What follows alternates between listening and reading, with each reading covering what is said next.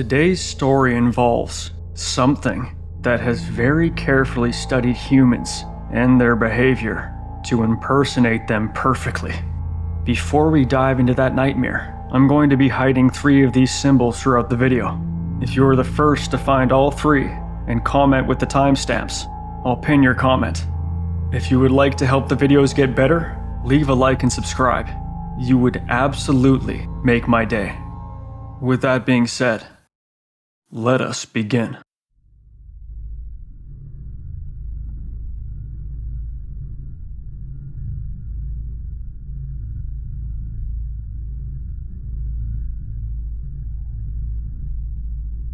I never truly had a problem with where we lived.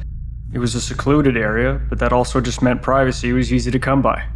It was a small county in eastern Tennessee that had maybe 100 houses or so. It was just me and my parents alone in the mountains. Mom had gotten used to the mountain life and never gave much thought to leaving. My dad worked as a county game warden and usually never got home until around 8 or 9 at night. I remember one night though, he came home rather early. He always had keys to open the door with and would typically come right in, grab something to eat, sit in his recliner, and then head straight to bed. But tonight he came in and silently sat at the table, not moving or eating. He just sat there with his head in his hands. "Something wrong, Dad?" He turned to look at me with a grim look of sadness crawling over his face. Oddly enough, it seemed to quickly contort to a look of concern now. "Mike has been missing from the station for almost 2 days. Nobody has been able to track him down and his family is becoming restless. It's just been hard to face a wife and kids who think they've just lost their husband and father. That's all, buddy," he told me with an almost solemn tone to his voice. Mike was his partner for the past few years. He was a younger man, no more than maybe 30 years old. Mom came in and started having a conversation with Dad while I returned to the TV. Their voices both cracked from time to time. I presumed it was due to the gravity of the situation. About 10 minutes later, Dad returned to the living room with Mom and they turned the TV off while I was watching it. Before I could protest, they both looked at me and spoke. "Son, until this all clears up, I want you to promise me a few things, okay? From now on, don't open the door for anybody. Me and your mother both have keys and we can let ourselves in," he told me while I listened intently. "We won't have a need to knock or call for you, and if you hear any of that, simply ignore it and go to your room. You have our cell phone numbers, so please just call us if you need to." I nodded my head, slightly concerned about the exact reasons for these specific rules, but it wasn't out of the ordinary for my parents to occasionally be strict. Agreeing to their terms, I went to sleep. I was on winter break from school, so I had no reason to rise early. The next morning, I got up while Mom was sending Dad off for work. They always gave each other a peck and said "I love you" before parting ways. This morning, though, seemed somehow more dire than usual. There was a grave sense of concern in my mother's voice as they said goodbye. The day was rather normal, up until it was time for Dad to come home. He didn't use the keys like usual. He just knocked. I almost didn't think it was him until I remembered his truck lights pulling in through the window. I figured I'd play along and open the door with a funny face or a joke to greet him. But when I opened the door, I was only met with a furious father. "Trey, what was the one simple rule I told you to follow?" he said. His voice was stern and angered. I'm sorry, Dad. I just knew it was you." "No, you didn't. You just thought it was me. I told you I would let myself in." His voice bellowed loudly at me. My mom walked in and seemed to try and calm him down. "Henry, he's just confused and I'm sure he won't make the mistake again. Go easy on him," my mom said softly. Dinner was quiet that night. Between Dad being furious with me and Mom trying to keep the peace, you could cut the tension with a knife. Mom tried breaking the ice. "Any updates on Mike?" "We got a call this morning. They found him down by Deer Point Creek," he said, sounding somewhat hopeless. "Well, that's great. I'm sure his family was relieved." Dad looked up with tears in his eyes. It took a moment, but both me and Mom realized the gravity of the situation.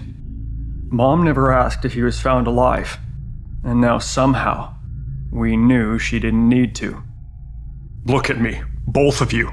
I don't know if it's a person or a thing, but right now this mountain isn't safe. I can't explain the testimonies and stories that I got surrounding Mike, but I know that whoever did this is smart. They're posing as other people, pretending to be someone they're not so that they can get in their homes and lives.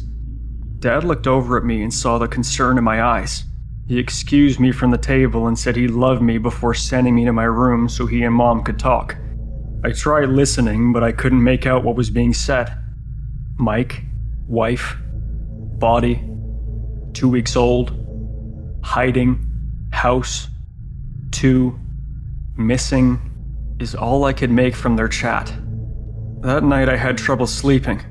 The jumbled words I had made out played in my head over and over like a blank record. I tried piecing together the bits of the conversation that I had heard. So far I had.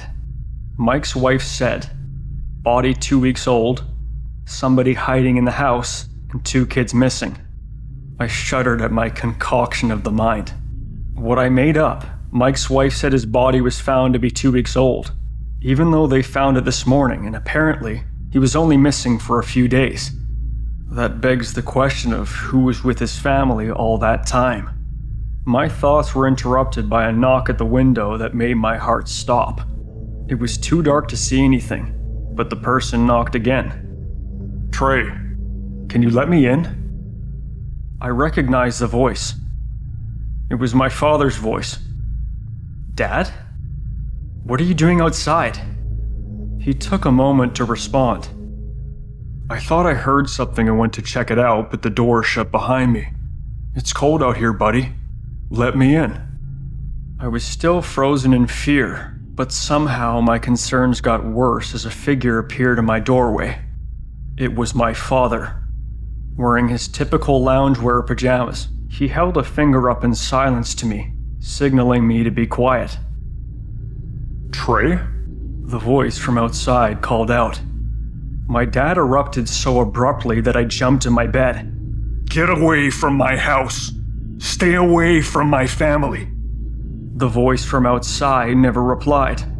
The only sounds I could hear were what seemed like low growls and something that sounded similar to a cat's purr. My dad wrapped his arms around me and told me it was okay, and he was proud of me for not complying to the person's request. The next morning, Dad called off work. He decided to stay home with me and Mom, presumably to ensure whatever was at my window last night wouldn't come back. That night around 9, all 3 of us heard a knock at the door. My dad didn't respond and held his hand up to signal all of us to remain silent. Guys, it's just me. I'm headed to the station for an emergency. Did I leave my keys to the house in there? My mother had tears swiftly form in her eyes, while my heart began to beat faster and faster. I was hoping you'd show up tonight. I wanted to catch you off guard. My real father called out to the voice. The only noise that followed was a quick yelp, like a dog had been frightened, and the patter of feet scurrying away. Henry, what was that? My mother asked him. My dad held his head down as he thought about how to respond. I don't know, Amanda, but I know it once in this house. Dad radioed for several of his officer friends to come to the house. When they arrived, they found that our mailbox was torn to shreds, our flag torn from the house, and small holes dug into the yard everywhere. Whatever was at our door must have thrown a tantrum after Dad sent it away. We all 3 walked outside and Dad agreed to attempt to follow the being with his friends. He made Mom promise to not open the door like usual.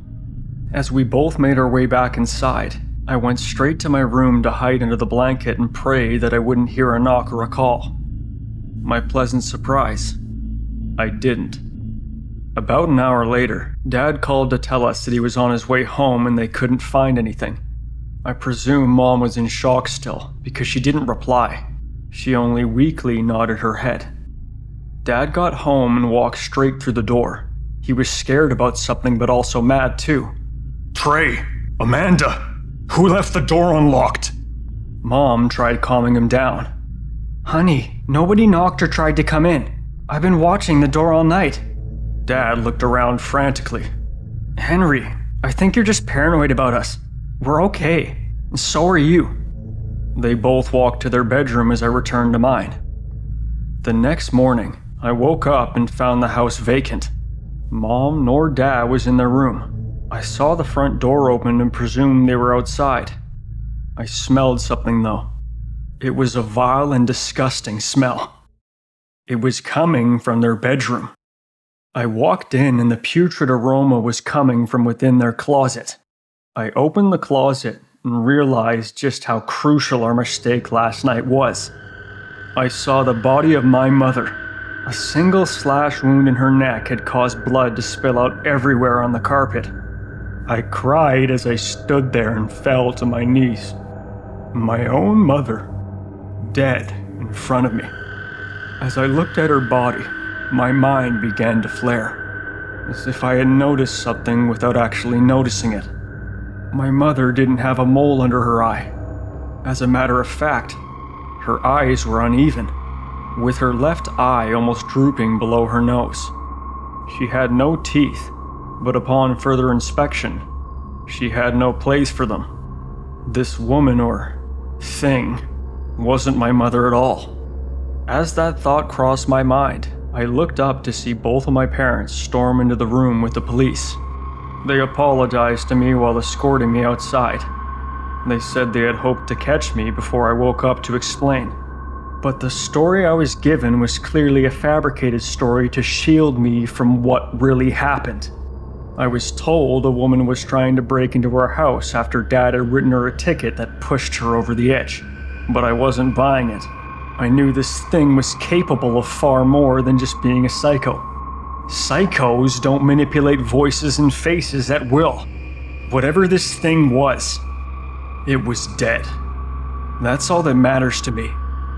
As we walked to our car to allow the investigators to continue, I looked up at my dad who had his arm around me.